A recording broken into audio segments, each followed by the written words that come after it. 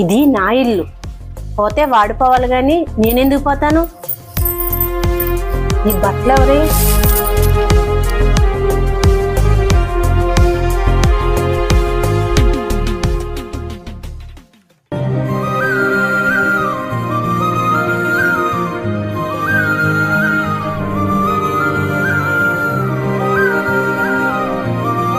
మన exam fee కట్టాలంట 10,000. 10,000?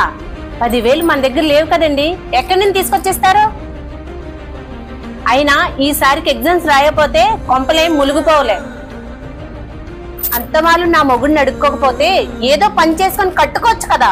రే, నా మీద పడి తినే కన్నా ఏదైనా పని చేసుకుని బతకచ్చు కదరా, లేదా మన ఊరు గుడి దగ్గరికి వెళ్ళి అడుక్కో.